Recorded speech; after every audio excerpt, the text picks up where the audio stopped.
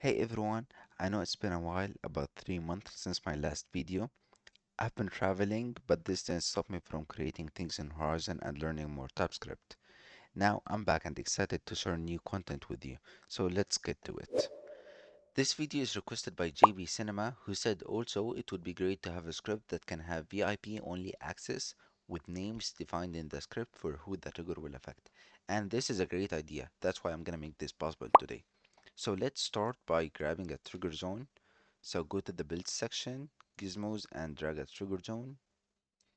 And since trigger zones are invisible during gameplay, I'm just gonna drag a cube and place that underneath it. This way, when we enter gameplay mode, we don't have to guess where the trigger is at. So here, the trigger zone is invisible, but we can see the cube. And what's left is just to add a script to it, and we will be done with the initial setup. So just click the plus icon, and let's call this script VIP only trigger. You can call it whatever you want, but this is a descriptive enough name for it. And let's not to forget to connect the script to this trigger. So just click on the trigger, and then it's gonna pop up the properties panel on the right. Let's press the attach script and select the VIP only trigger. So this way we have the VIP only trigger, the one we just created right now, attached on that trigger.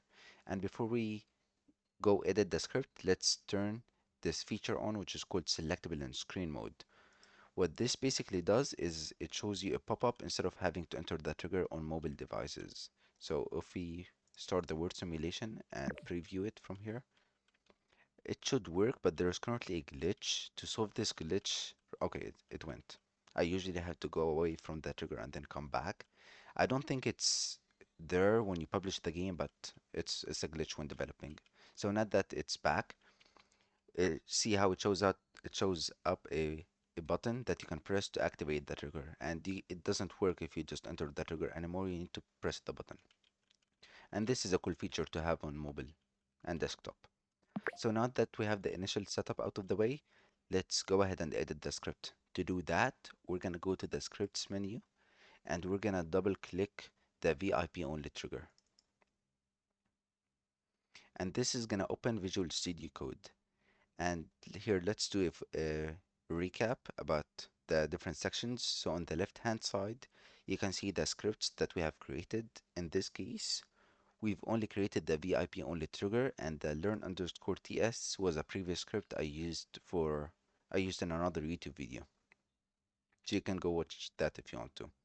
But for this video, we're only gonna use this one script. And here's where the main script resides. For now, let's start by re-importing the Horizon Core library. This basically gives us functionality like the component and other things. But I wanna remove it and re-import it in another way so we don't have to prefix each thing with hz dot. This just makes coding a bit easier and cleaner. So let's remove the first line over here, and now we can remove the hz dot over here and from over here as well.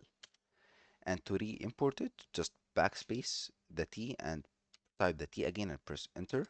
And now we have it imported in the new way, and we don't have to prefix it with h.z. So this basically maintains the same functionality, it just looks cleaner, and when we write new stuff, we don't have to write the hg dot every time. So I'll start by just pressing enter a couple of times to having more space to work with. And don't forget to save the script whenever you do some edits. So to do that, just press Ctrl S.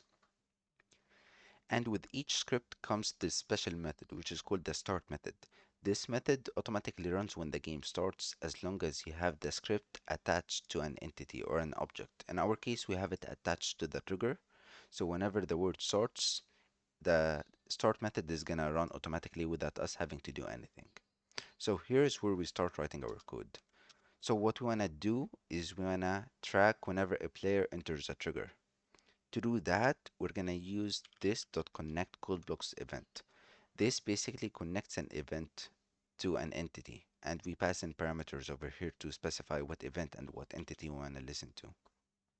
So we first start by giving it an entity or an object to listen to. So we're gonna write this .entity.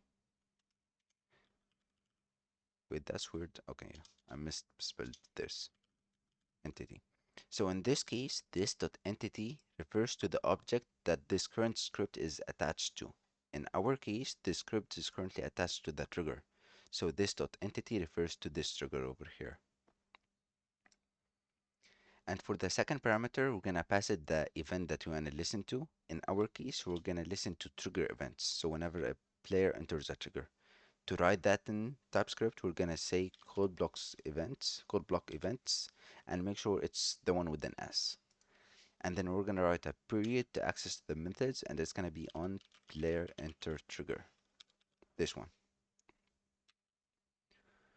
And finally, we're gonna provide it the method or the thing we wanna run whenever this event is called. So whenever a player enters a trigger.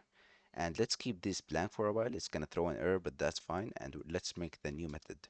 So you basically can call it whatever you want, but I'm just gonna call it player enter trigger. And then we're gonna open parentheses, and then we're gonna close curly braces, and that's how we define a method. And this method is gonna take in a parameter of player. So whenever you call this method, you have to pass in a player as well, a player of type player.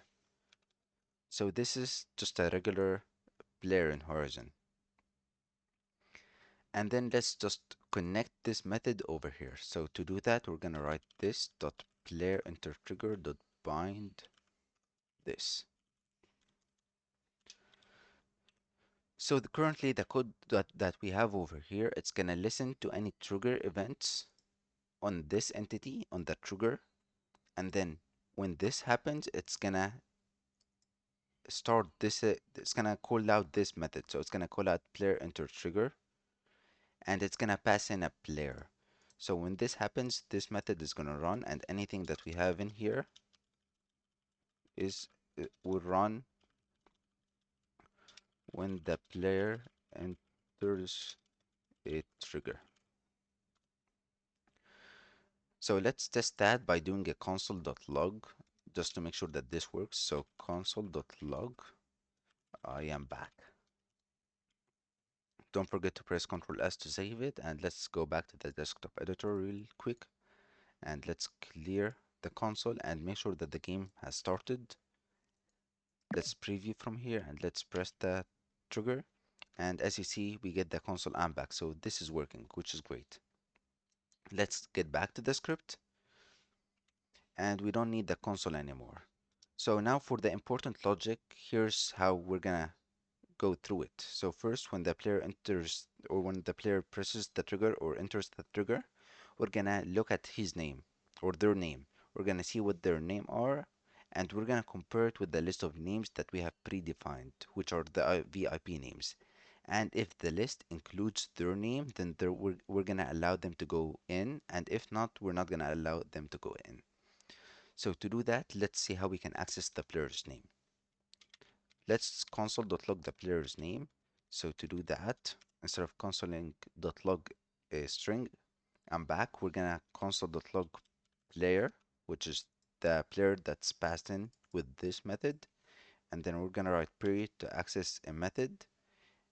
And it's gonna be called name.get and open two parentheses.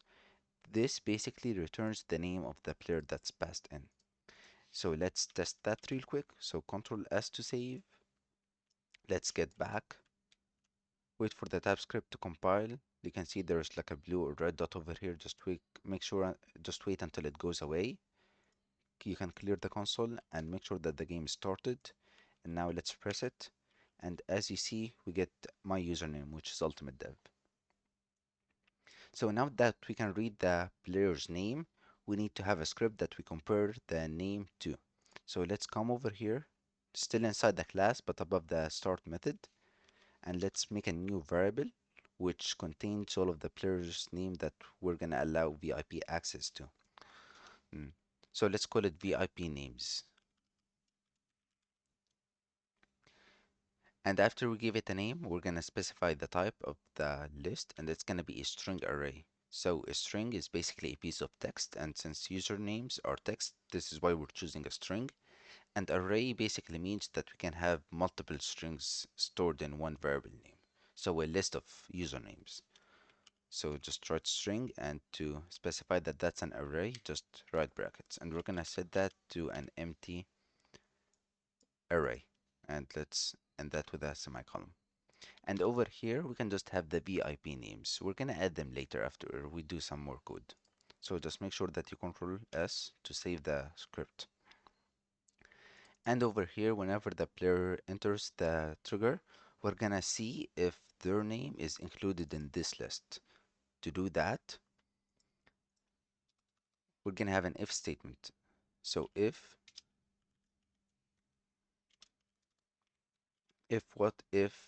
this list includes the player's name. So to do that, we can write this dot VIP names, and this refers to this list over here. And then you can write dot includes and open to brackets or parentheses. And what should it include? It should include the player.name.get. So it should include that. So let's copy that over here and paste it over here. And let's delete the console.log. So if the name is included in the VIP names, then let's console something. Console.log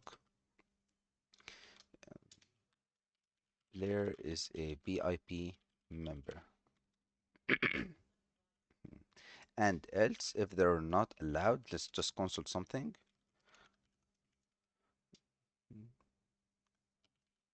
Player is not allowed in. So now that we have this in and this list is empty, we're not gonna be allowed in, but let's test that. So Control save and let's go clear the console, make sure that the game starts, and let's see what we get. So press E, and we got that the player is not allowed, and that's expected because I don't have my username in the list. So let's add my username in the list. So let's open quotation marks and let's write my username. So ultimate dev. And one thing to make sure is capitalization. If, for example, I write a small case d, this is not gonna be the same as my username. So this is not gonna allow me in. So make sure it's an uppercase D for this example. So let's Control save it and let's test it. And I'm gonna go through, after we test it, I'm gonna go through how you can add more names. So let's clear the console and let's press E one more time. And as you see, player is a VIP member. And just to make sure, player is a VIP member. So this is basically the core concept of how we make a VIP only trigger. And whatever you want the VIP members to access, you just place over here. Okay. And to add more players, you basically just come over here, add a comma, and then you can add a quotation marks, and you can type whatever username you want. So a new user, and you can keep doing that to as many players as you want. So this is basically how it works. You don't need the else statement anymore. You can remove that. You only need the if, and if they're in the list, you can do whatever you want over here. In this case, I only console.log, but you can do, you can teleport them to a place. Just make sure that you put all of that code over here. Thanks for watching this video, and please don't forget to subscribe if you understood something, and let me know what you would like me to do in the next video.